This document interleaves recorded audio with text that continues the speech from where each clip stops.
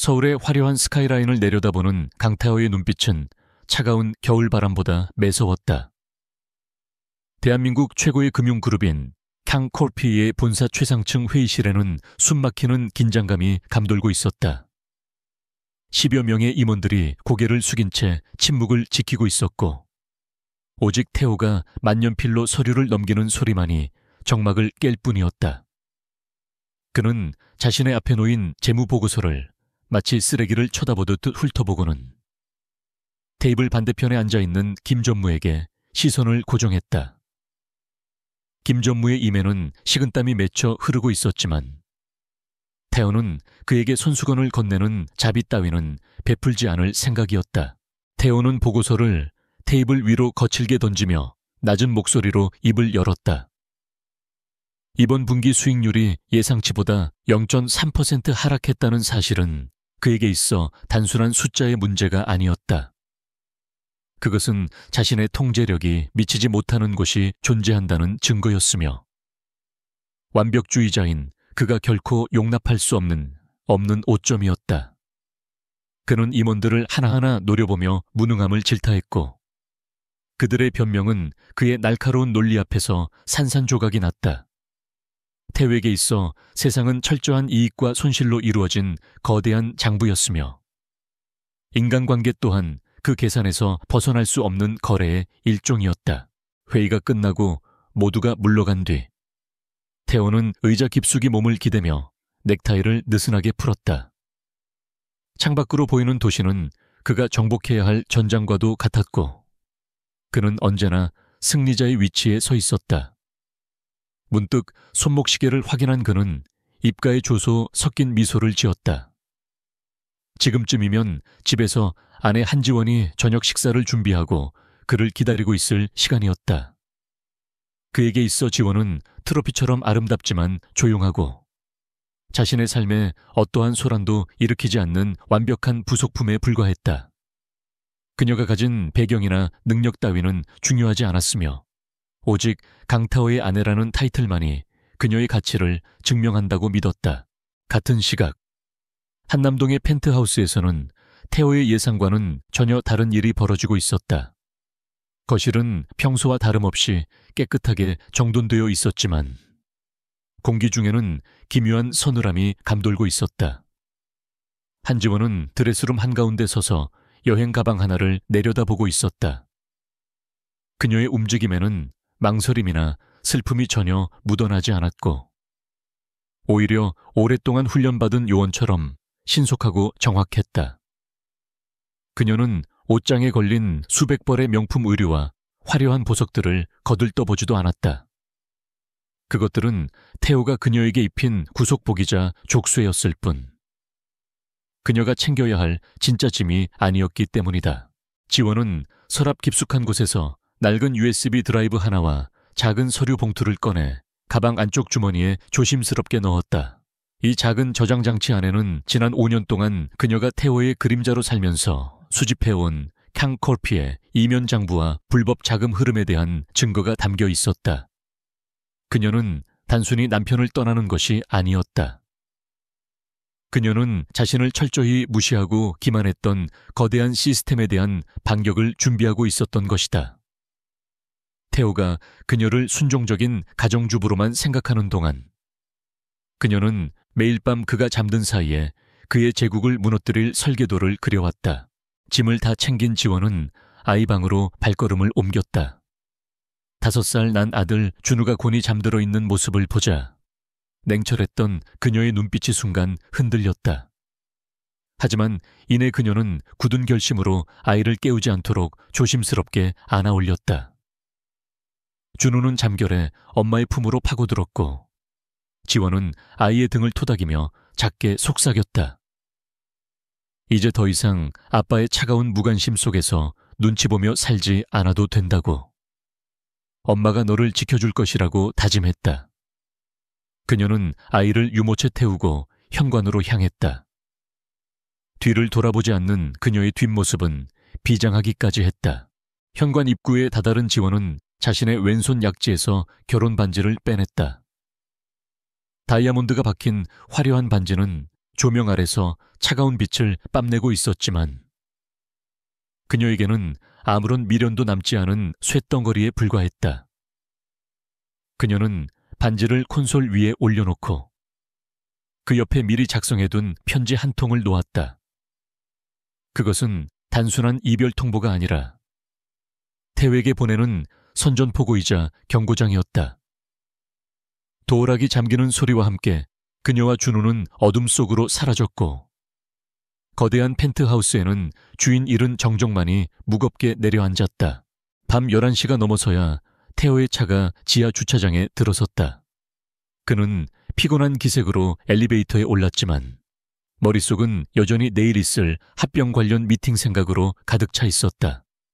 펜트하우스 현관문이 열렸을 때 그는 을에 켜져 있어야 할 것이래 조명이 꺼져 있다는 사실에 미간을 찌푸렸다. 지원이 자신을 기다리지 않고 먼저 잠자리에 들었다는 사실이 불쾌하게 느껴졌다. 그는 거칠게 넥타이를 풀어 던지며 거실 불을 켰다. 하지만 눈앞에 펼쳐진 광경은 평소와 너무나도 똑같으면서도 어딘가 모르게 위화감이 느껴지는 기이한 모습이었다. 태호는 안방으로 들어가 지원을 깨울 생각이었다. 가장으로서 늦게 귀가했는데 마중조차 나오지 않는 태도를 지적해야겠다고 생각했다. 하지만 안방 문을 열었을 때 그를 맞이한 것은 텅 빈 침대뿐이었다. 이불은 흐트러짐 없이 반듯하게 펴져 있었고 방 안 어디에서도 사람의 온기를 느낄 수 없었다. 불길한 예감이 등줄기를 타고 올라왔지만 그는 애써 그 감정을 무시하려 했다. 아마도 준우가 아파서 아이 방에서 같이 자고 있을 것이라고 합리화하며 발걸음을 옮겼다. 그러나 아이 방의 문을 열었을 때 그는 숨이 턱 막히는 것을 느꼈다. 준우의 침대 역시 텅 비어 있었다.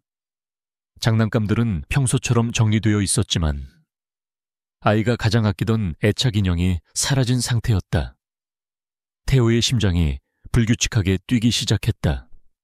그는 거실로 뛰쳐나와 부엌과 화장실, 게스트룸을 닥치는 대로 뒤졌다. 아무도 없었다. 집안은 마치 처음부터 아무도 살지 않았던 것처럼 고요했다. 그제야 그는 무언가 심각하게 잘못되었다는 것을 깨달았다. 단순히 마트나 친정에 간 것이 아니었다. 이 늦은 시간에 아무런 말도 없이 아이를 데리고 사라진다는 것은 상식적으로 있을 수 없는 일이었다. 그때 현관 콘솔 위에서 반짝이는 물체가 그의 시선을 사로잡았다. 태호는 홀린 듯 그곳으로 다가가 결혼 반지를 집어들었다. 차가운 금속의 감촉이 손바닥을 찔렀다. 그리고 그 옆에 놓인 하얀 봉투. 겉면에는 아무런 글씨도 적혀 있지 않았지만 태호는 직감적으로 그것이 지원이 남긴 것임을 알 수 있었다. 손이 미세하게 떨려왔다. 그는 거친 숨을 몰아쉬며 봉투를 뜯었다. 그 안에는 구구절절한 변명이나 감정적인 호소 대신 타자기로 친 듯 정갈한 글씨체에 짧은 메모만이 들어있었다. 당신이 쌓아 올린 성은 모래 위에 지어졌어요. 나는 더 이상 그 무너질 성의 기둥이 되어줄 생각이 없습니다. 준호는 내가 데려갑니다. 찾지 마세요. 만약 우리를 찾으려 한다면 당신이 가장 소중하게 여기는 그 완벽한 제국이 어떻게 무너지는지 보게 될 겁니다. 짧은 문장이었지만 그 안에 담긴 힘은 태호의 뇌리를 강타했다. 그는 멍하니 메모를 내려다보았다. 지원이 이런 글을 썼다는 것이 믿기지 않았다.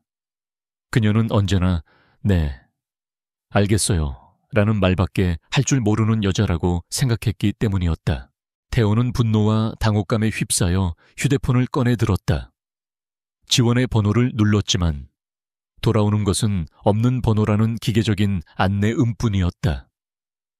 그는 믿을 수 없다는 듯 다시 한번 전화를 걸었지만 결과는 마찬가지였다.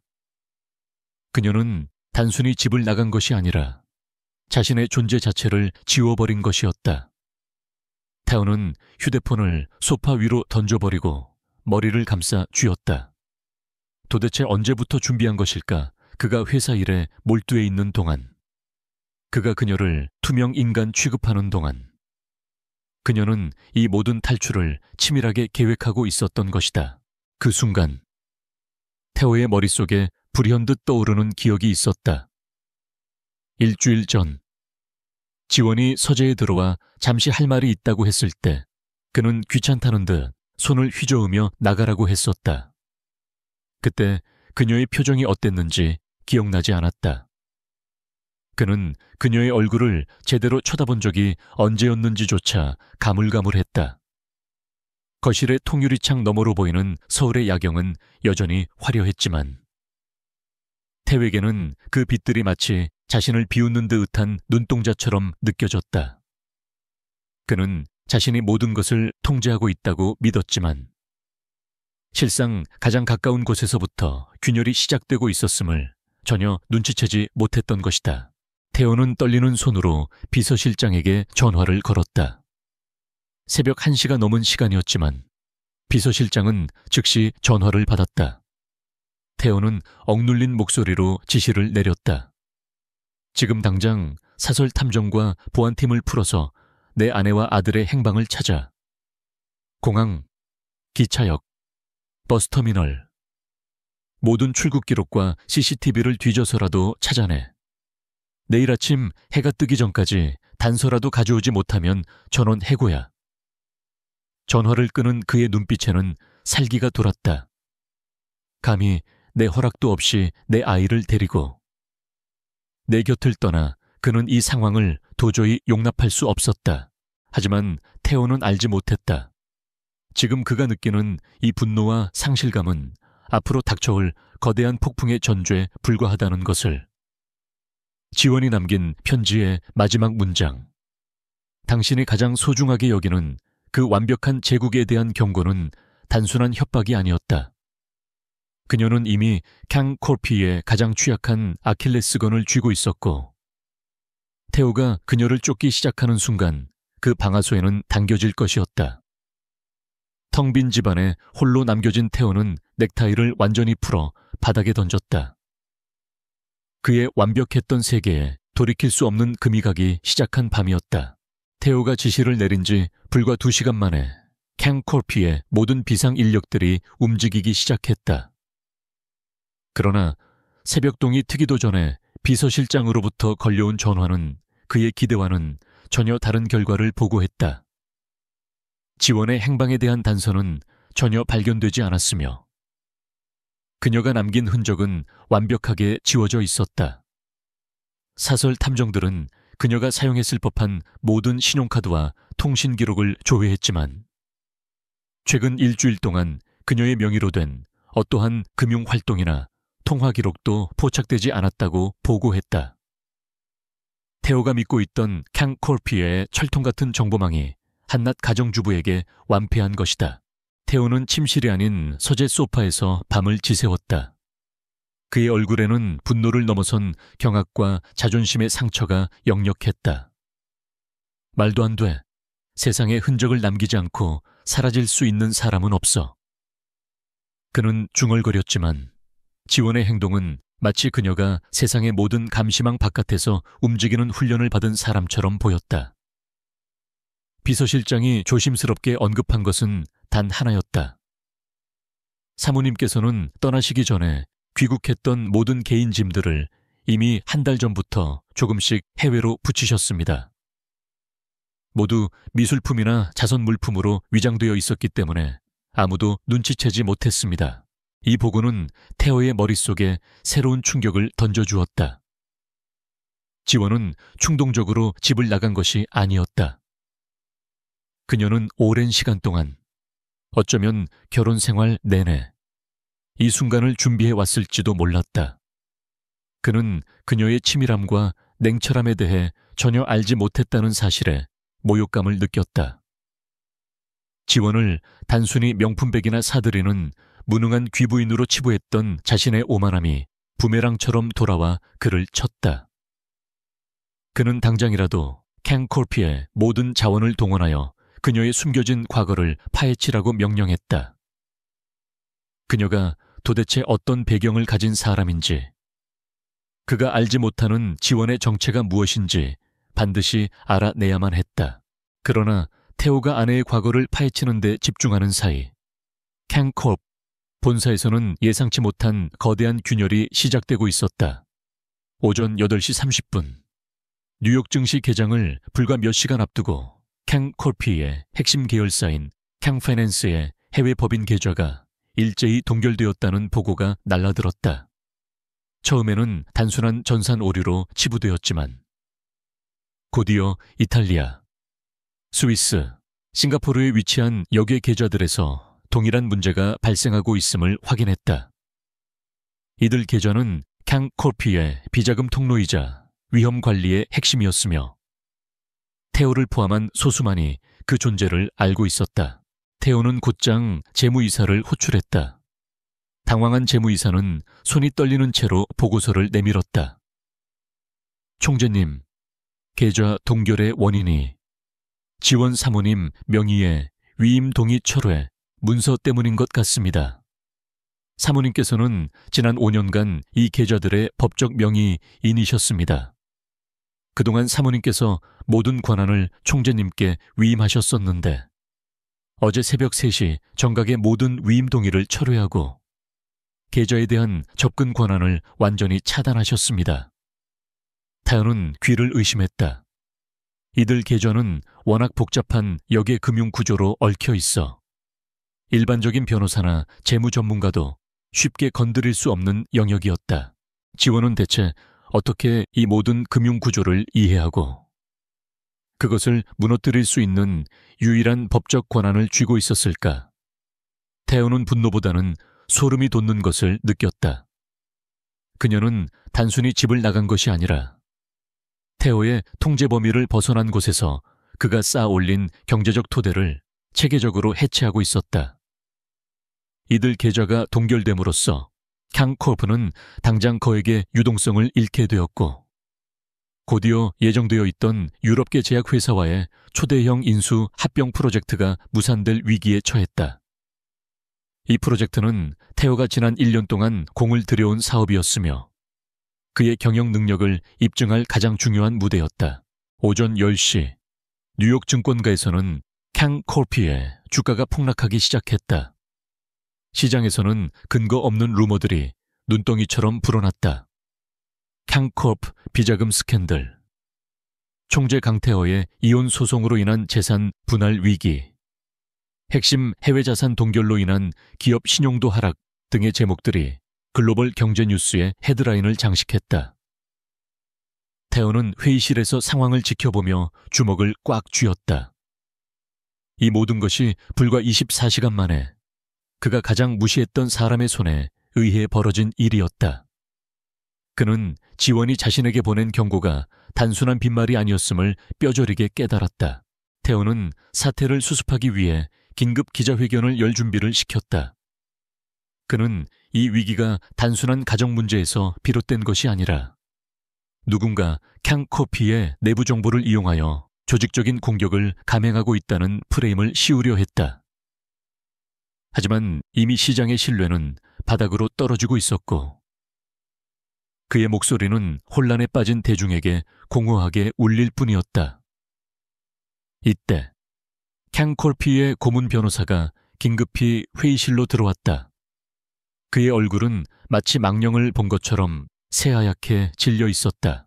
고문 변호사가 들고 온 서류는 타여의 숨통을 완전히 조여왔다. 그것은 강타오가 캥코프 소유의 개인 별장과 요트 등을 담보로 수년 전에 익명으로 체결했던 거액의 대출 계약서 사본이었다. 총재님, 이 대출의 보증인이 지원 사모님이셨습니다. 그리고 대출 기관은 사모님께서 떠나시기 3시간 전에 보증 철회 및 만기 상환 요청을 하셨습니다. 계약서상 보증인이 철회하는 즉시 대출금 전액을 상환하거나 담보물을 압류당하게 됩니다. 타연은 그제야 모든 것이 완벽하게 톱니바퀴처럼 맞물려 돌아가고 있음을 깨달았다. 그는 사치품 관리를 아내에게 일임하면서 복잡한 법적 문서에 그녀의 서명을 요구하는 것을 당연하게 여겼었다. 태호는 자신이 쌓아 올린 모든 자산의 법적 방어망을 자신의 손으로 직접 지원에게 넘겨준 셈이었다. 지원은 그동안 철저히 침묵하며 태호가 가장 신경 쓰지 않는 부분, 즉 서류상의 복잡하고 지루한 계약 구조 속에서 조용히 독을 심어왔던 것이다. 그녀의 지능적인 복수는 개인적인 감정 싸움을 넘어선 금융 전문가 수준의 전략적 해체 작업이었다. 태호는 이제 캉코피의 총재가 아니라 한순간에 모든 것을 잃게 된 무방비 상태의 개인이 되어버렸다. 한편 태호의 감시망을 벗어난 지원은 아들 준우와 함께 서울에서 수백 킬로미터 떨어진 남쪽 해안 마을의 조용한 주택에 머물고 있었다. 그곳은 그녀가 젊은 시절 훈련을 받던 시절부터 비상 연락망으로만 알고 지내던 은신처였다. 태호가 상상하는 호화로운 해외 도피처와는 거리가 먼 소박하고 조용한 곳이었다. 지원은 매일 아침 준우에게 해변의 모래성을 쌓는 법을 가르쳤고 아이는 난생 처음 느껴보는 평화로운 일상에 점차 미소를 되찾았다. 하지만 지원의 마음은 평화롭지 않았다. 그녀는 낮에는 평범한 엄마의 모습으로 지냈지만 밤에는 휴대용 위성 통신 장치를 이용해 비밀리에 작업을 진행했다. 그녀의 작업실에는 수많은 모니터가 켜져 있었고 그 화면들에는 캉코피의 주가 흐름, 뉴욕과 런던의 금융 뉴스, 그리고 그녀가 미리 심어둔 정보원들의 보고서가 쉴 새 없이 업데이트되고 있었다. 그녀는 태호가 겪고 있는 혼란을 정확히 예측하고 있었고 그 혼란이 그녀의 진정한 목표를 가리기 위한 완벽한 연막이 될 것임을 알고 있었다. 지원에게 태호의 몰락은 최종 목표가 아니었다. 그것은 거대한 수술을 위한 마취제와 같았다. 그녀의 진정한 적은 캉코피의 그림자 속에서 태호의 권력을 등에 업고 불법적인 자금 세탁과 금융 범죄를 저질러온 세력이었다. 이 세력의 중심에는 바로 주차장 사건으로 태호에게 질타를 당했던 김 전무를 포함한 몇몇 고위 임원들이 있었고 그들의 배후에는 태호의 아버지 때부터 그룹의 숨겨진 재정을 관리해온 박명수 회장이 있었다. 지원은 태호의 무관심 덕분에 이들의 수상한 움직임을 오랫동안 포착할 수 있었다. 이제 시작이에요, 태호 씨. 당신은 나를 잃었지만 나는 당신에게서 더러운 진실을 찾을 기회를 얻었어요. 지원은 혼잣말을 하듯 낮은 목소리로 속삭였다. 그녀는 태호가 자신을 찾으려는 시도를 멈추고 눈앞에 닥친 기업 위기에 대처할 수밖에 없도록 모든 장벽을 세워두었다. 그녀의 전략은 두 단계였다. 첫째, 태호의 모든 권한과 자산을 묶어 그를 무력화시킨다. 둘째, 그 혼란을 틈타 캉코업 내부에 숨겨진 악의 축을 드러내 세상 밖으로 끌어내는 것이다. 그녀는 모니터를 통해 태호가 긴급 기자회견을 취소하고 회의실로 돌아가는 모습을 지켜보았다. 그의 얼굴에는 과거의 자신감이 사라지고 불안과 분노만이 가득 차 있었다. 지원은 그의 심정을 충분히 이해했지만 동정심을 가질 여유는 없었다. 그녀는 준우를 위한 안전한 미래를 확보해야 했고 그러기 위해서는 반드시 캉코업 내부에 독버섯을 뿌리 뽑아야 했다. 지원은 자신의 휴대용 장치를 조작하여 미리 준비해둔 익명의 금융보고서 초안을 유럽의 한 규제기관에 전송했다. 이것은 작은 경고 신호였지만 곧이어 들이닥칠 쓰나미의 시작이었다. 태호는 회의실에서 김 전무와 재무이사를 노려보며 소리쳤다. 그는 이 위기의 근원이 아내에게 있다는 사실을 인정하고 싶지 않았다. 이 모든 게 한지원 혼자 할 수 있는 일이라고 생각하나 누가 그녀를 도왔지? 이 일에 연루된 내부자가 분명히 있어. 당장 내부 감사를 실시하고 내 아내의 과거 행적을 철저히 조사해. 그는 자신의 눈을 가린 오만함 때문에 가장 중요한 사실을 간과하고 있었다. 바로 그의 아내 자신이 태호의 어떤 부하 직원보다도 유능하고 강력한 내부자라는 사실을. 강태호는 캉콜피의 심장부에서 벌어지는 혼란 속에서 마치 방향타를 잃은 선장처럼 발버둥 쳤다. 그가 아내를 찾으려는 모든 시도는 벽에 부딪혔고, 동시에 회사 내부의 재정적 위기는 걷잡을 수 없이 커져갔다. 그는 잠도 제대로 자지 못한 채 회의실과 서재를 오가며 지원이 남긴 흔적을 집요하게 분석했다. 특히 그를 괴롭힌 것은 지원이 모든 역의 계좌의 구조를 완벽하게 파악하고 있었다는 사실이었다. 이는 단순한 법적 지식을 넘어선 고도의 금융공학 및 보안 분석 능력이 필요했기 때문이다. 태호는 마침내 자신의 가장 신뢰하는 보안 전문가인 한 실장을 은밀히 불렀다. 한 실장은 과거 태호의 아버지 밑에서 일했던 인물로 충성심과 능력을 모두 갖춘 인물이었다. 솔직히 말해 내 아내가 평범한 사람이 아니었지. 태호의 질문에 한 실장은 망설이는 기색 없이 고개를 끄덕였다. 총재님께서는 사모님의 과거에 대해 자세히 알려고 하지 않으셨습니다. 사모님은 결혼 전 블랙마커라고 불리는 유럽계 사모펀드의 핵심 전략 분석가였습니다. 태호는 그 이름을 듣고 충격에 빠졌다. 블랙마커는 극도로 비밀스럽고 공격적인 사모펀드로 10년 전 아시아 시장에서 단기간에 거대한 공룡기업들을 해체시켜 악명을 떨쳤던 곳이었다. 그들의 전략은 외과 수술적 정밀함으로 알려져 있었으며 특히 기업 내부에 숨겨진 재정적 약점을 파고드는데 탁월했다. 한지원이 그 조직의 핵심 전략 분석가였다는 사실은 타여가 그녀에게 느꼈던 모든 경멸과 무시가 얼마나 치명적인 오판이었는지를 증명했다. 그녀의 지능적인 복수극은 이제야 비로소 그 정체를 드러낸 것이다. 한 실장은 지원의 과거에 대해 더 깊은 정보를 제공했다. 지원은 캉코알프가 수년 전 경쟁사와 벌였던 치열한 인수 합병 전쟁에서 태호의 경쟁사 측 전략 고문이었다고 했다. 당시 지원의 전략으로 인해 캉코알프는 막대한 손실을 입을 뻔했지만 태호의 아버지가 그녀의 능력을 높이 사서 비밀리에 영입을 시도했었다. 총재님의 아버님께서는 사모님을 가장 위협적인 존재이자 동시에 캉콜피의 가장 완벽한 방패로 생각하셨습니다. 그래서 사모님께 결혼을 통해 캉콜피의 내부로 들어오게 하셨던 것입니다. 태호는 믿을 수 없다는 표정으로 벽에 걸린 가족 사진을 바라보았다. 환하게 웃고 있는 지원의 모습은 그에게 낯설게 느껴졌다. 그녀는 겉으로만 충실한 아내였을 뿐 사실은 캉콜피의 비밀스러운 보험이자 방패로 존재했던 것이다. 태호의 아버지는 그녀의 능력으로 태호의 미숙한 경영을 보완하고자 했으나 태호는 아버지의 뜻을 알지 못한 채 그녀를 무시하고 방치했다. 결과적으로 그는 자신이 가장 신뢰했던 방패를 스스로 부러뜨리고 그 방패가 자신을 향한 날카로운 창이 되도록 만들었던 셈이었다. 이러한 충격적인 사실을 알게 된 태호는 비로소 아내의 경고를 심각하게 받아들이기 시작했다. 그녀가 자신에게 보낸 경고는 단순한 개인적인 복수가 아니라 캉콜프 내부에 도사리고 있는 진짜 위협에 대한 경고일 가능성이 높았다. 태호는 재무보고서를 다시 한번 꺼내들었다.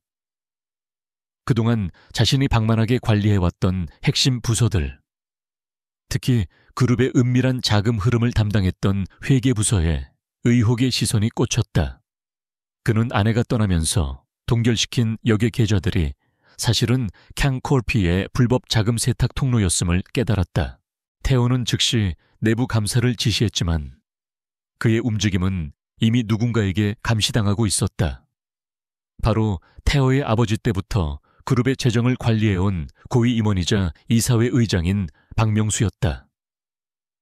박명수 회장은 태호가 어린 시절부터 그룹 후계자로서 미숙하다는 사실을 알고 있었으며 태호가 결혼 후에도 아내를 무시하는 것을 보고 비웃었다. 박 회장은 지원이 캉코피의 방패 역할을 하고 있다는 사실을 알고 있었지만 그녀가 그 방패를 스스로 거두리라고는 예상치 못했다. 지원 덕분에 태호의 재정적 통로가 막히자 박명수 회장은 오히려 기회를 포착했다. 그는 태호의 혼란을 틈타 그룹 이사회의 지분을 비밀리에 매집하기 시작했다. 박 회장은 태호를 명목상 총재 자리에 앉혀놓고 캉코피의 모든 비자금과 불법 행위를 자신의 통제 아래 두려 했다. 그는 태호의 부하들을 매수하고 그들이 태호의 눈과 귀를 가리도록 지시했다. 김 전무가 그 선봉에 섰으며 그들은 지원의 실종을 단순한 총재 부부의 불화로 언론에 흘리며 태호의 평판을 교묘하게 훼손했다. 같은 시간 지원과 준호는 한국 남부 해안의 한적한 마을에서 생활하고 있었다. 그곳은 겉보기에는 평범한 어촌 마을이었지만 사실은 지원의 과거 블랙 마커 시절 동료들이 관리하던 비밀 은신처 중 하나였다. 지원은 매일 아침 준우를 보육원에 맡긴 후 자신의 새로운 작업실로 향했다. 그곳에는 그녀를 위해 특별히 제작된 첨단 보안 시스템이 갖춰져 있었다. 그녀는 이곳에서 캉코프 내부의 모든 디지털 트래픽을 감시하며 박명수 회장과 그의 공범들이 움직이는 패턴을 분석하고 있었다. 당신은 스스로 무덤을 파고 있군요. 박 회장님. 지원은 모니터 화면에 떠있는 박명수 회장의 계좌 이동 내역을 보며 차가운 미소를 지었다. 박 회장은 태호가 혼란에 빠진 틈을 타 불법 자금을 세탁하여 자신의 지분을 늘리고 있었는데 지원은 이미 그 모든 자금의 출처와 흐름을 추적하고 있었다. 그녀가 떠나기 전에 동결시켰던 여객 계좌들은 박 회장이 가장 중요하게 사용하던 자금 세탁 통로였으며 그 통로가 막히자 박 회장은 노골적으로 다른 루트를 이용하기 시작했다. 지원에게는 시간이 중요했다. 태호가 박 회장의 정체를 알아채고 대처하기 전에 그리고 박 회장이 완전히 캉코프를 장악하기 전에 그녀는 모든 증거를 확보하여 국제사법기관에 넘겨야 했다. 그녀는 자신의 과거 동료들에게 연락을 취하여 필요한 기술적 지원을 요청했다. 그녀의 목표는 캉코프 전체를 무너뜨리는 것이 아니라 박명수 회장과 그 부패한 네트워크만을 정밀하게 제거하는 것이었다. 태호는 회사 내부의 싸움에서 고립되고 있었다. 그가 지시한 내부 감사는 박명수 회장의 사람들에 의해 계속해서 지연되거나 왜곡된 보고서를 내놓았다. 태호는 자신의 명령이 제대로 이행되지 않고 있다는 사실에 절망했지만 어디서부터 손을 대야 할지 알 수 없었다. 그는 자신의 권위와 힘이 예상보다 훨씬 빠르게 붕괴되고 있음을 피부로 느끼기 시작했다. 그는 이 모든 것이 아내의 실종에서 비롯되었다는 사실을 인정할 수밖에 없었다. 그의 가정적 무관심이 결국 기업적 위기로 전이된 것이다. 어느 날 저녁, 태호는 우연히 서재에서 아버지의 유품 상자를 발견했다. 그 안에는 오래된 사진첩과 함께 지원의 과거 블랙 마커 시절의 활동 기록이 담긴 암호화된 파일이 들어있었다. 태호는 아버지가 얼마나 지원을 신뢰하고 그녀의 능력을 인정했는지 깨닫게 되었다. 그 파일들을 분석하면서 태호는 지원이 단순한 전략 분석가를 넘어선 위기 상황에서 탁월한 판단력과 비상대비 능력을 갖춘 인물임을 알게 되었다. 그녀의 모든 행동은 철저히 계산된 것이었으며 그녀의 탈출 자체가 하나의 완벽한 작전이었던 것이다. 태호는 이제 더 이상 지원을 찾으려고만 하지 않았다. 그는 지원이 남긴 단서들을 역추적하여 그녀가 무엇을 경고하려 했는지 이해하려고 노력했다.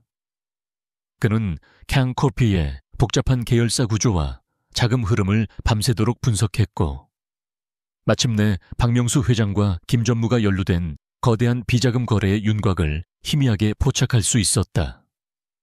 그들이 지난 몇 년간 캉코피의 자금을 유용하여 해외 페이퍼 컴퍼니를 설립하고 그 자금을 통해 박 회장의 개인 지분을 늘려왔다는 사실을 깨닫게 되었다. 태호는 배신감에 몸을 떨었다. 박명수 회장은 아버지 때부터 집안을 돌봐왔던 충신이라고 믿었던 사람이었다. 그가 자신을 허수아비로 만들고 그룹을 찬탈하려 했다는 사실은 태호의 오만함을 완전히 짓밟았다. 타오는 이 순간만큼은 지원이 자신에게 경고했던 이유를 이해할 수 있었다. 그녀는 단순히 남편의 곁을 떠난 것이 아니라 남편의 회사와 아이의 미래를 위험에 빠뜨리는 악의 세력을 정화하려 했던 것이다. 태호는 혼자 힘으로 박 회장을 상대할 수 없음을 인정했다. 그의 모든 정보망은 박 회장의 영향력 아래 있었고 그는 이미 고립된 상태였다. 이때 그의 머릿속에 섬광처럼 한 생각이 스쳐 지나갔다. 지원이 자신에게 보낸 경고는 아마도 그녀의 도움을 요청하는 암묵적인 신호였을지도 모른다는 생각이었다. 태호는 자신이 아내를 찾으려 할 때 그녀가 얼마나 강력하게 자신을 밀어냈는지 기억했다. 그렇다면 그가 박 회장에게 맞서 싸우기 시작한다면 지원은 그에게 최소한의 정보나 도움을 제공하지 않을까.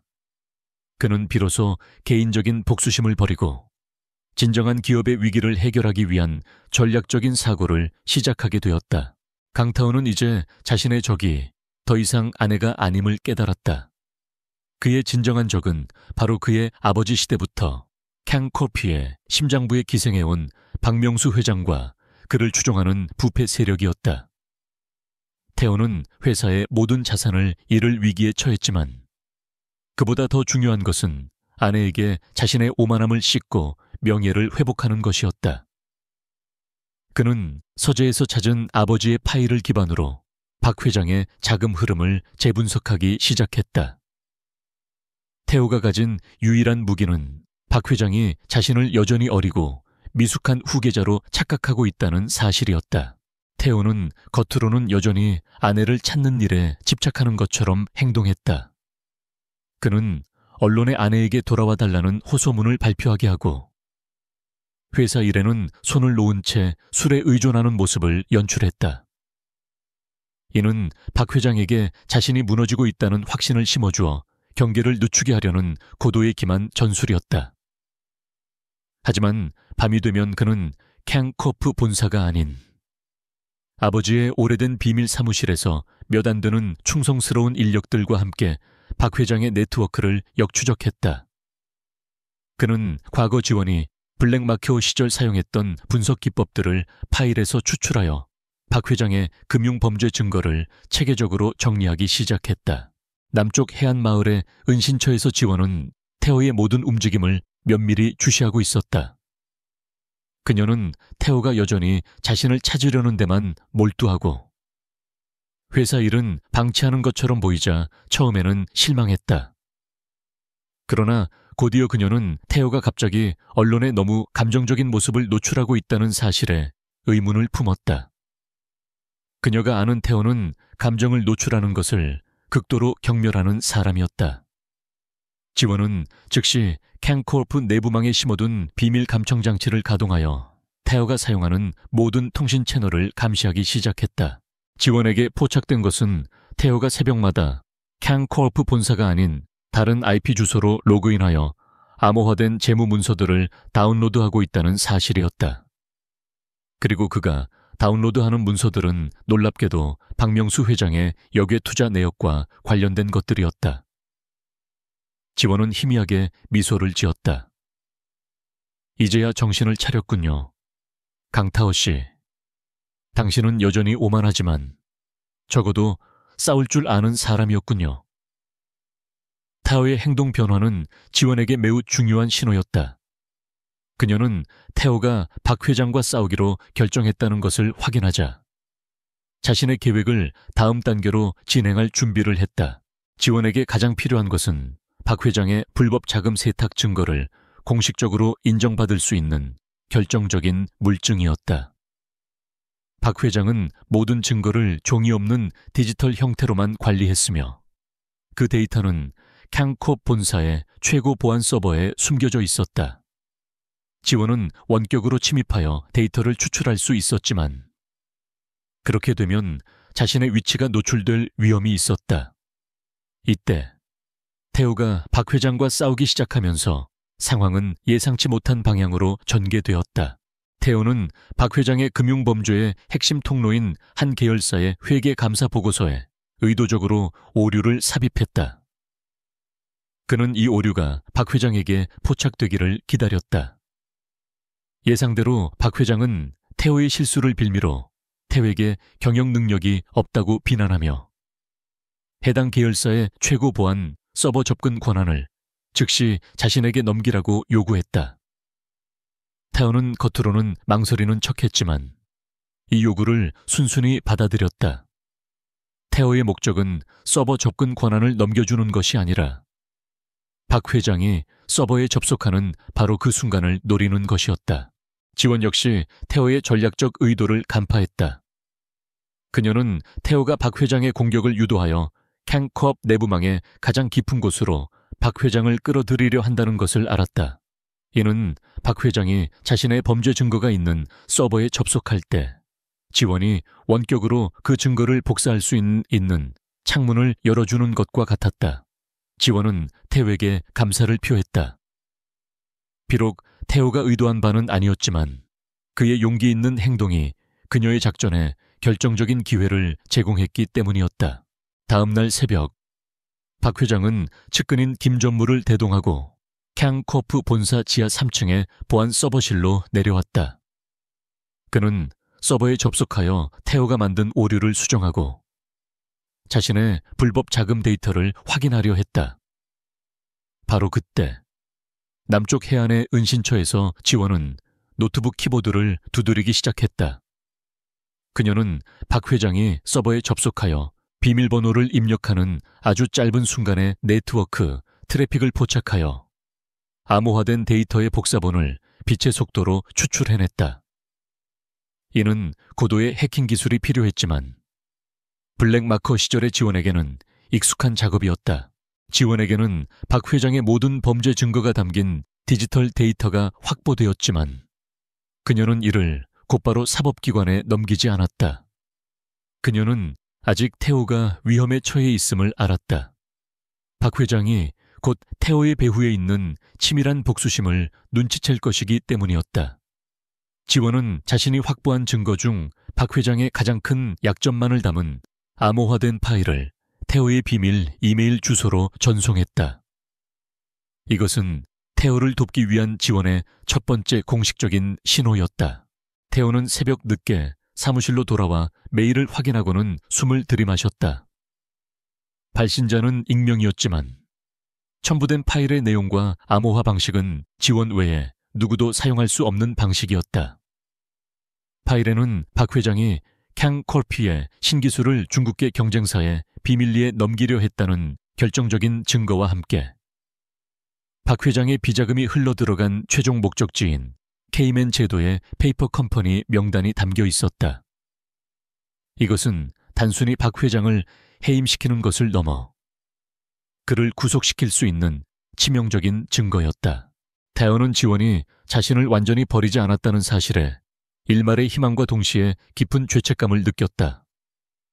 그녀는 여전히 자신을 지켜보고 있었고 그가 정의를 위해 싸우는 모습을 보이자 기꺼이 도움의 손길을 내민 것이다. 태호는 이제 선택의 기로에 놓였다. 그는 이 정보를 이용하여 박 회장을 제거하고 캉콜피의 총재 자리를 되찾을 수 있었다. 하지만 그는 그 자리가 아닌 아내와의 관계와 아들의 미래를 되찾는 것이 더 중요하다는 것을 깨달았다. 그는 자신의 권력을 되찾기 위해 이 정보를 사용하는 대신 진정한 공익을 위해 사용하기로 결심했다. 태호는 익명의 파일을 받고 바로 다음 날 아침 박 회장에게 직접 대면을 요청했다. 박 회장은 승리에 도취되어 태호를 비웃으며 만남에 응했다. 그들의 만남은 캉코아프가 소유한 낡은 미술관의 밀실에서 이루어졌다. 태호는 박 회장에게 지원이 남긴 메모와 함께 자신이 받은 암호화된 파일을 내밀었다. 회장님, 저는 이 싸움에서 승리하는 데 관심이 없습니다. 저는 그저 우리 아이가 깨끗한 회사에서 자랄 수 있기를 바랄 뿐입니다. 당신이 저지른 모든 불법 행위가 담긴 이 파일이 세상에 공개되는 것을 막고 싶다면 당신은 제 아내에게 모든 진실을 털어놓아야 합니다. 박 회장은 태호가 단순히 이혼 때문에 분노한 줄 알았는데 그의 입에서 정의와 진실 같은 단어가 나오자 당황했다. 그는 파일의 내용을 확인하고는 얼굴이 사색이 되었다. 자신이 아무리 치밀하게 숨겨도 태호의 아내가 이미 모든 것을 파헤치고 있었다는 사실에 공포를 느꼈다. 박 회장은 태호가 이제 더 이상 어리석은 젊은이가 아님을 깨닫고 분노했다. 이 모든 것이 네 아내의 계략이었군. 그녀가 캉코프를 무너뜨리려 하고 있어 당장 나에게 파일을 넘겨라. 태호는 단호하게 거절했다. 이 파일은 이미 안전한 곳에 백업되어 있습니다. 제가 원하는 것은 캉코프를 당신의 더러운 손에서 해방시키는 것입니다. 태호의 단호한 태도와 새로운 전략적 깊이는 박 회장을 더욱 분노하게 만들었다. 박 회장은 김 전무에게 전화를 걸어 태호를 역으로 함정에 빠뜨릴 긴급 계획을 지시했다. 그는 태호가 회복된 것 같지만 여전히 그를 완전히 무너뜨릴 수 있는 약점이 있다고 확신했다. 박 회장은 태호를 희생양으로 삼아 모든 불법 행위의 책임을 그에게 뒤집어 씌우는 최후의 수단을 준비하기 시작했다. 박명수 회장은 강태호가 더 이상 무력한 허수아비가 아님을 확인하자 모든 경계를 무너뜨리고 최후의 공격을 감행했다. 그는 캉코업 이사회를 긴급 소집하고 태호를 상대로 경영 능력 상실 및 그룹 자산 유용 혐의로 고발했다. 박 회장은 교묘하게 조작된 문서들을 제시하며 태호가 아내와 공모하여 회사에 역의 비자금을 빼돌리려 했다고 주장했다. 그가 증거로 제시한 문서들은 태호가 아내의 실종 직후 급하게 처리했던 자금 동결 해제 시도 기록들이었으며 이는 박 회장이 미리 심어둔 덫이었다. 태호는 이사회의 고발에 정면으로 맞섰다. 그는 지원이 보낸 파일에 근거하여 박 회장의 비리, 의혹을 폭로하려 했지만 이미 이사회 다수는 박 회장이 지난 수년간 매수하거나 협박하여 확보해둔 상태였다. 태호가 제시하는 증거들은 출처가 불분명한 익명의 자료로 치부되었고 오히려 그가 혼란을 가중시키고 있다는 역공을 당했다. 결국 이사회는 태호를 총재직에서 즉시 해임하고 박명수 회장을 임시총재 대행으로 추대하는 결정을 내렸다. 이 결정은 태호에게 치명타였다. 그는 회사 건물에서 쫓겨났고 그의 모든 개인 자산은 이사회 결정에 따라 가압류되었다. 언론은 태호의 몰락을 대대적으로 보도하며 그를 탐욕스러운 2세 경영인이자 부패한 아내에게 배신당한 무능한 남자로 낙인 찍었다. 태호는 이제 명예와 권력뿐만 아니라 모든 경제적 기반까지 완전히 잃어버렸다. 그는 아버지에게 물려받은 제국이 자신의 손에서 무너지는 것을 무력하게 지켜볼 수밖에 없었다. 이것이 바로 그가 겪어야 할 가장 고통스러운 밑바닥이었다. 서울 시내의 낡은 호텔방에 홀로 남겨진 태호는 절망에 빠졌다. 그는 소파에 웅크리고 앉아 술에 취해 시간을 보냈다. 처음에는 박 회장에 대한 분노가 들끓었지만 시간이 지날수록 그는 자신의 오만함과 무관심이 모든 불행의 근원이었음을 뼈저리게 인정했다. 만약 그가 지원의 능력을 인정하고 그녀의 경고에 귀 기울였더라면 박 회장은 결코 이런 기회를 잡지 못했을 것이다. 그는 자신의 모든 것을 잃게 만든 것은 박 회장이 아니라 바로 자기 자신이었음을 깨달았다. 이 고통스러운 자아 성찰의 순간이 태호의 진정한 성장을 이끌었다. 한편 남쪽 해안에서 이 모든 상황을 지켜보던 지원은 복잡한 심경이었다. 태호가 몰락하는 것을 보는 것은 그녀의 계획에 포함되어 있었지만 그가 겪는 고통의 깊이는 예상보다 컸다. 하지만 그녀는 연민을 느낄 시간이 없었다. 박 회장이 총재 대행이 되자마자 그는 지원이 확보한 증거, 원본이 담긴 서버를 파괴하고 모든 증거를 인멸하는 작업을 서두르고 있었다. 지원은 태호를 이용해 증거를 확보했지만 그 증거가 공식적으로 인정받으려면 외부의 도움이 절실했다. 지원에게는 최후의 한 수가 남아있었다. 그녀의 블랙 마커 시절의 동료였던 유럽연합 금융규제기관 소속의 강직한 조사관 에바 노블에게 연락하는 것이었다. 에바는 지원이 캉커피의 비리를 조사하고 있다는 사실을 알고 있었지만 공식적인 증거가 없이는 움직일 수 없었다. 지원은 에바에게 자신이 확보한 박 회장의 범죄 증거 디지털 파일을 넘겨주기로 결정했지만 그 과정이 극도로 위험했다. 박 회장의 보안팀은 이미 지원의 위치를 추적하기 위해 모든 역량을 동원하고 있었기 때문이다. 지원에게는 직접 유럽으로 건너가 에바에게 파일을 전달하는 것이 가장 안전한 방법이었지만 그렇게 하면 준우를 보호하기 위한 은신처가 노출될 수 있었다. 결국 지원은 가장 위험하지만 확실한 방법을 선택했다.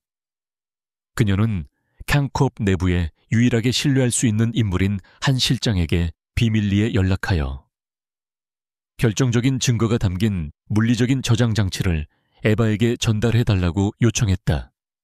이는 한 실장의 목숨을 담보로 하는 위험천만한 임무였다. 지원은 한 실장에게 연락하며 모든 것을 솔직하게 털어놓았다. 그녀는 자신이 과거 블랙 마커였다는 사실, 태호의 아버지가 그녀를 방패로 삼았다는 사실, 그리고 박 회장의 비리를 세상에 폭로해야 하는 절박한 이유를 설명했다. 한 실장은 오랫동안 태호의 충신이었지만 박 회장의 부패와 태호의 몰락을 목격하면서 정의를 선택하기로 결심했다. 그는 지원의 부탁을 받아들였고 자신의 목숨을 걸고 마지막 임무를 수행하기로 결심했다.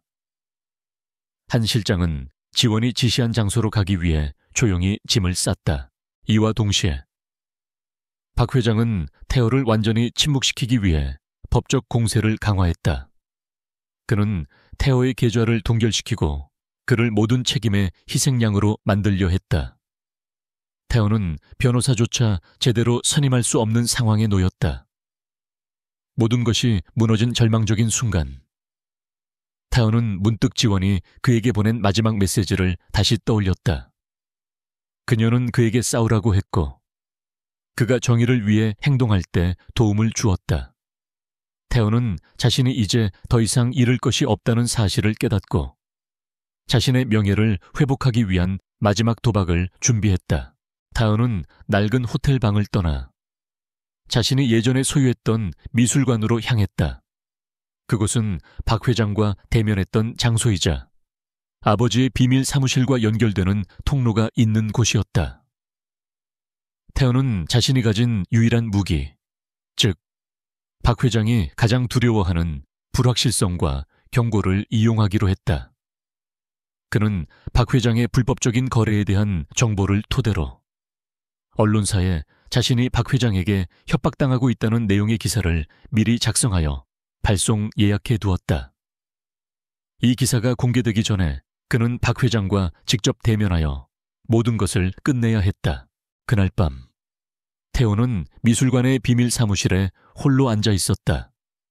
그는 박 회장에게 전화를 걸어 자신이 가진 모든 비리 증거를 언론에 공개하겠다고 협박했다. 태호는 박 회장에게 미술관으로 오지 않으면 캉코프는 영원히 무너질 것이라고 경고했다. 박 회장은 분노에 휩싸였지만 태호의 위협이 심상치 않음을 느끼고 측근들을 이끌고 미술관으로 향했다. 그는 태호를 완전히 제압하고 그가 가진 모든 정보를 빼앗아 오기로 결심했다. 태호의 전략은 단순했지만 효과적이었다. 그는 자신이 가진 증거가 아니라 지원이 확보한 진짜 증거를 넘겨받을 한 실장이 안전하게 임무를 수행할 시간을 벌어주는 것이었다. 태호는 자신이 박 회장에게 붙잡혀 잠시 시간을 끌어주는 동안 한 실장이 유럽으로 가는 비행기에 오르기를 바랐다.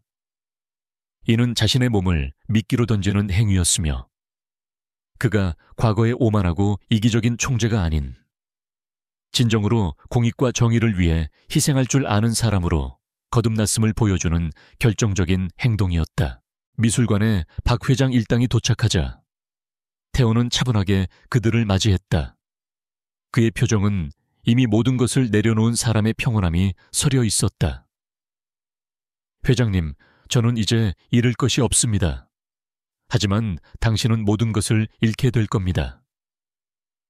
태호의 말에 박 회장은 비웃으며 다가왔다. 박 회장은 태호가 가진 모든 것을 빼앗고 그에게 모든 죄를 뒤집어 씌우려 했다. 바로 그때 남쪽 해안의 은신처에서 지원은 모니터를 통해 한 실장의 비행기가 이륙했다는 소식을 접했다. 그녀는 자신이 할 수 있는 모든 것을 다 했음을 알았다. 이제 태호의 희생과 한 실장의 용기가 결실을 맺을 시간이 다가오고 있었다. 미술관 밀실에서의 대결은 강태호의 예상대로 흘러갔다. 박명수 회장은 태호를 제압하여 그가 언론에 예약한 기사를 취소하게 하고 가지고 있는 모든 증거 파일을 넘겨받으려 했다. 박 회장의 측근들은 태호를 거칠게 다루었지만 태호는 육체적인 고통보다 자신의 목표가 달성되고 있다는 사실에 안도감을 느꼈다. 그는 이 대결이 자신을 위한 것이 아니라 한 실장이 안전하게 증거를 유럽으로 전달할 수 있는 결정적인 시간을 벌기 위한 것임을 알았기 때문이었다. 총재 자리는 탐나지도 않습니다, 회장님. 하지만 당신의 탐욕과 부패가 얼마나 많은 사람들을 파괴했는지 당신은 알아야 합니다. 타오는 박 회장의 눈을 똑바로 쳐다보며 말했다. 그의 목소리에는 과거의 오만함 대신 단호한 정의감이 서려 있었다. 박 회장은 태호의 변화된 모습에 당황했지만 이내 분노하며 태호를 향해 소리쳤다. 내 아내에게 노란한 주제에 정의를 논하는 건가? 내 아비조차 인정했던 나의 공로를 내 놈들이 감히 훼손하려 해. 박 회장은 태호가 가진 파일은 조작된 것이며 진짜 증거는 태호의 아내에게 있다고 확신했다. 그는 태호를 고문하여 지원의 은신처와 연락 방법을 알아내려 했다. 바로 그때 타오가 박 회장에게 건넨 협박성 기사가 예정된 시간을 넘어 공개되지 않았다는 사실을 뒤늦게 깨달은 박 회장의 비서가 급하게 밀실로 달려왔다. 회장님, 언론 보도는 없었습니다. 아마도 강 총재가 거짓말을 한 것 같습니다. 박 회장은 분노하여 태호를 더욱 거세게 몰아붙였다. 하지만 이미 태호의 임무는 완료된 것이었다. 한 실장이 유럽으로 가는 비행기에 오르는데 충분한 시간을 벌었기 때문이다. 태호는 미소를 지으며 말했다. 너무 늦었습니다, 회장님. 당신이 여기서 저를 다루는 동안 진정한 증거는 이미 당신의 손이 닿지 않는 곳으로 향하고 있습니다. 내 아내가 당신에게 보낸 작별 선물은 이미 전달되기 직전입니다. 이 말을 들은 박 회장은 극도의 공포에 질렸다. 그는 타오가 단순한 협박을 하는 것이 아니라 태호의 아내인 한지원이 실제로 자신을 무너뜨릴 거대한 작전을 실행하고 있다는 것을 깨달았다. 박 회장은 즉시 자신의 모든 보안팀을 동원하여 유럽행 비행기들을 추적하고 한 실장의 행방을 막으려 했지만 이미 너무 늦은 시간이었다. 지원의 치밀한 계획은 박 회장의 모든 예상과 통제를 벗어나 있었다. 남쪽 해안 마을의 은신처에서 지원은 숨막히는 긴장감 속에서 유럽의 금융규제기관 소속인 에바 노블 조사관의 도착 소식을 기다리고 있었다. 한 실장은 프랑크푸르트 공항에 무사히 도착했고 그곳에서 에바 조사관에게 암호화된 물리적 저장 장치를 전달하기로 약속되어 있었다. 지원은 태호가 미술관에서 시간을 벌어준 덕분에 모든 것이 순조롭게 진행되고 있음을 알았지만 마지막 전달 순간까지 긴장을 늦출 수 없었다. 바로 그때 박 회장의 잔당들이 지원의 은신처를 찾아냈다. 그들은 지원의 통신 기록을 역추적하는 데 성공했고 무장한 용역들을 보내 그녀와 준우를 납치하려 했다. 지원은 재빨리 준우를 지하 비밀 공간으로 피신시키고 자신은 홀로 남아 그들을 상대할 준비를 했다. 그녀는 블랙 마커 시절 사용하던 간단한 방어 장비와 통신 차단 장치를 이용해 시간을 벌기 시작했다. 그녀는 자신이 잡히는 것보다 박 회장에게 준우가 노출되는 것을 더 두려워했다. 은신처에서의 싸움은 치열하게 전개되었다. 지원은 냉정하고 효율적인 움직임으로 무장한 용역들을 제압했지만 수적으로 열세였다. 그녀는 마지막 순간 자신이 가진 모든 통신 장비를 폭파하여 자신의 모든 추적 기록을 영구적으로 지워버렸다. 그녀는 준우에게 작별 인사를 남기고 박 회장의 용역들에게 포위되었다. 그녀는 이제 모든 것을 잃을 위기에 처했지만 그녀의 눈빛에는 후회 대신 확신이 빛나고 있었다. 같은 순간 유럽에서는 한 실장이 에바노블 조사관과 접선하여 증거를 전달하는 데 성공했다. 에바 조사관은 증거의 내용이 상상했던 것보다 훨씬 더 광범위하고 체계적이라는 사실에 놀랐다. 박 회장이 캉코프를 이용하여 국제적인 규모의 자금 세탁 및 기술 유출을 저질렀다는 명백한 증거들이었다. 에바는 즉시 국제 사법기관 및 금융규제기관에 공조를 요청하여 박 회장의 모든 해외 자산을 동결하고 한국 정부에 긴급 수사 개시를 요구했다. 이 소식은 한국 시간으로 새벽 캉코프의 이사회 회의가 예정된 직전에 전해졌다. 박명수 회장은 미술관에서 태오를 처리한 후 캉코프의 모든 권한을 완전히 장악하기 위해 회의실로 돌아와 있었다. 그는 승리에 도취되어 이사들을 향해 자신의 권력을 과시하고 있었지만 그때 국제 뉴스 속보가 회의실의 대형 모니터를 통해 흘러나왔다. 캉코프 회장 박명수 국제금융범죄 혐의로 긴급 수배. 박 회장의 얼굴은 순식간에 잿빛으로 변했다. 그는 증거가 어떻게 유출되었는지 이해할 수 없었다. 그는 자신의 보안이 완벽하다고 믿었지만 그가 가장 무시했던 아내와 남편이 만들어낸 완벽한 협력 작전에 의해 무너진 것이다. 박 회장이 상황을 수습하려 할 때 서울중앙지검 소속 검찰팀이 들이닥쳐 회의실을 봉쇄하고 박 회장과 김 전무를 현장에서 체포했다. 캉코르피의 부패한 제국은 한순간에 무너졌다. 미술관에 남아있던 태호는 체포 직전에 박 회장을 마주쳤다. 박 회장은 분노와 절망이 뒤섞인 표정으로 태호를 노려보며 소리쳤다. 내 아내, 내 놈의 아내가 이 모든 걸 꾸몄어. 그녀는 악마야. 태호는 박 회장의 비난을 침묵으로 받아들였다. 그는 아내가 악마가 아니라 정의를 위해 자신의 모든 것을 걸었던 영웅임을 알고 있었다. 태호는 비록 모든 것을 잃었지만 이 순간만큼은 아내에 대한 존경심과 자신이 옳았다는 확신으로 가득 차 있었다. 사태가 수습된 후 태호는 체포된 박 회장 일당과 함께 검찰 조사를 받아야 했다. 그는 자신의 부주의와 무능력으로 인해 회사가 위기에 처했던 모든 사실을 인정했다. 그는 변명하지 않았다. 그가 잃었던 것은 돈과 권력이 아니라 바로 자기 자신의 도덕적 나침반과 아내에 대한 신뢰였음을 깨달았기 때문이다. 검찰은 태호가 박 회장의 범죄를 폭로하는데 결정적인 역할을 했음을 인정하여 그에게 최소한의 처벌만을 적용했다. 하지만 태호는 승리자가 아니었다. 그는 여전히 아내와 아들을 잃은 상태였다. 지원은 박 회장의 잔당들에게 포위되었지만 다행히도 그녀의 안전장치 덕분에 그녀는 가까스로 탈출에 성공했다. 그녀는 준우와 함께 은신처를 떠나 새로운 도피처로 향했다. 그녀는 태호에게 어떠한 연락도 남기지 않았다.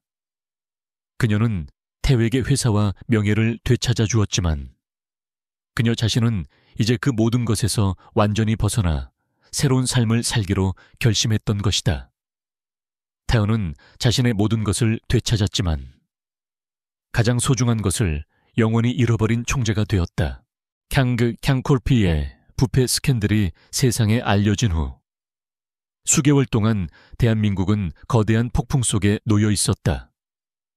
박명수 회장과 그의 공범들은 재판에 넘겨져 엄중한 처벌을 받았으며 태호의 폭로와 지원의 결정적인 증거 덕분에 국제적인 금융 질서가 바로잡히는 데 큰 영향을 미쳤다. 태호는 모든 혐의를 벗었지만 총재직으로 복귀하는 대신 이사회에 사임서를 제출했다. 그는 더 이상 권력의 정점에 서는 것에 미련이 없었다. 그는 자신이 가진 모든 것을 잃은 후에야 비로소 진정한 가치가 무엇인지 깨달았다. 태호는 캉코피의 모든 지분을 사회공헌재단에 기부하고 오직 아버지가 남긴 작은 사무실과 미술관만을 남겨두었다. 그는 과거의 호화로운 생활을 모두 청산하고 소박하고 조용한 삶을 시작했다. 그의 주변 사람들은 그의 행동을 이해하지 못했지만 태호는 스스로에게 내린 속죄의 길을 묵묵히 걸었다. 그는 매일 아침 혼자 사무실에 앉아 캉 코알프가 나아갈 올바른 방향에 대한 보고서를 작성하여 새로운 경영진에게 익명으로 보냈다. 그는 이제 그림자 속에서 회사를 돕는 조언자가 되었다. 한편 지원은 박 회장의 잔당들이 그녀의 마지막 은신처를 찾아냈던 사건 이후 준우와 함께 지구 반대편의 한적한 섬나라로 건너갔다. 그곳에서 그녀는 자신의 과거 경력을 활용하여 새로운 삶을 시작했다. 그녀는 거액의 돈을 벌기 위한 월스트리트의 전략가가 아니라 국제 비영리 금융감시 기구의 고문으로 일했다. 그녀의 임무는 금융사기의 피해자들을 돕고 박 회장과 같은 부패한 세력이 다시는 발붙이지 못하도록 시스템을 감시하고 강화하는 것이었다. 그녀의 삶은 이제 평화로웠다. 준호는 새로운 환경에 잘 적응했고 지원은 더 이상 가면을 쓴 아내의 역할을 할 필요가 없었다. 그녀는 준호에게 모래성처럼 쉽게 무너지지 않는 견고한 삶의 가치를 가르쳤다. 그녀는 가끔 태호가 그룹 총재직을 버리고 자신의 잘못을 인정했다는 뉴스를 접했다.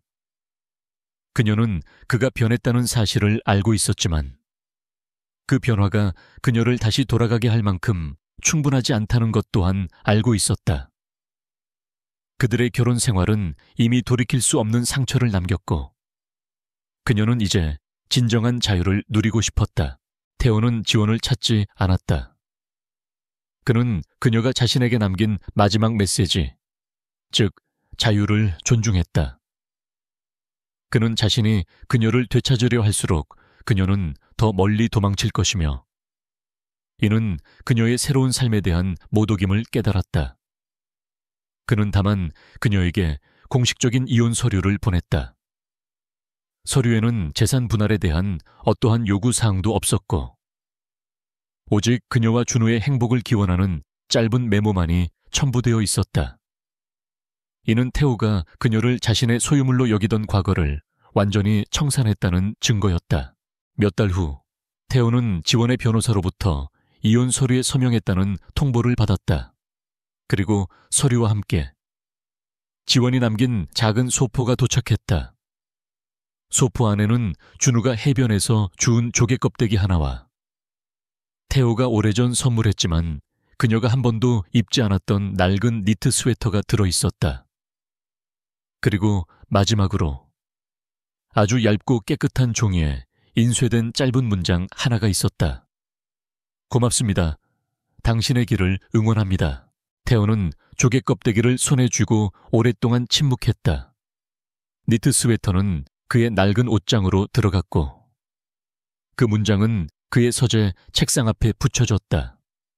그는 이제 모든 것을 잃었지만 그 상실을 통해 진정한 자기 자신을 되찾았다. 그는 더 이상 재벌 총재가 아니었지만 정직함과 겸손함이라는 새로운 자산을 얻었다. 그의 권력은 사라졌지만 그의 내면은 과거보다 훨씬 더 강력해졌다. 1년 후 태호는 고아원을 돕는 자선사업가로 완전히 새로운 삶을 살고 있었다. 그는 캉코피의 부패를 폭로한 공로로 받은 포상금 전액을 사용하여 부모에게 버려지거나 학대받은 아이들을 위한 쉼터를 마련했다.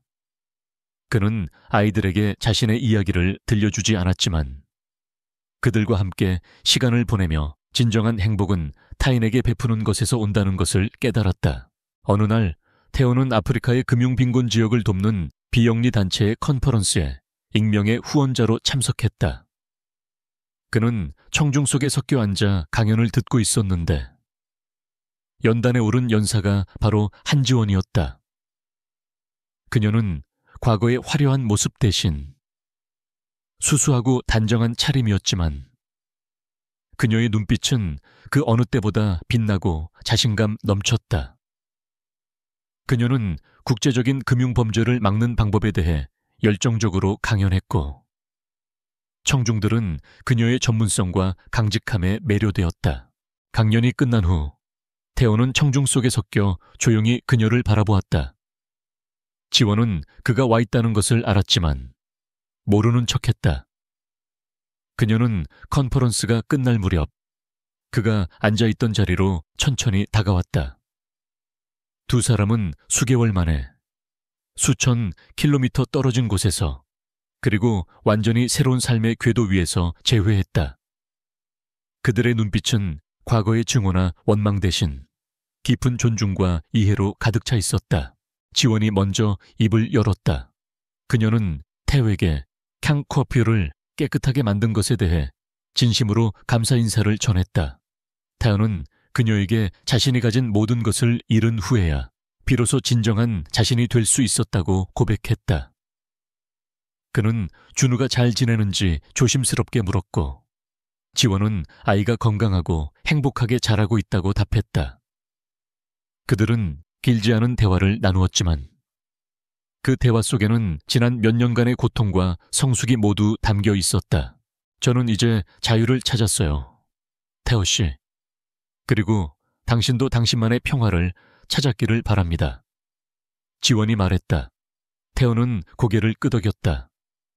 나를 떠나 모든 것을 가져가 줘서 고맙소. 지원 씨, 당신이 아니었다면 나는 영원히 그 어둠 속에서 살았을 거요. 그들의 관계는 이제 남편과 아내가 아니었고 적대적인 관계도 아니었다.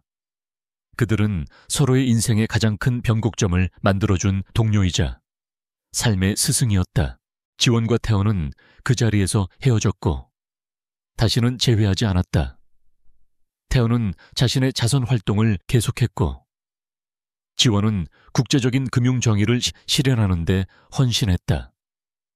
그들은 각자의 길을 걸었지만 그들의 삶은 과거의 결혼 생활보다 훨씬 더 깊은 연관성을 가지게 되었다. 총재는 아내를 잃고 모든 것을 잃었지만 그 상실이 그를 진정한 인간으로 만들었고 아내는 남편의 그림자에서 벗어나 자신의 능력을 세상에 펼쳤다. 그들의 이야기는 파멸에서 시작되었지만 결국에는 두 영혼의 고귀한 독립과 완성으로 끝이 났다.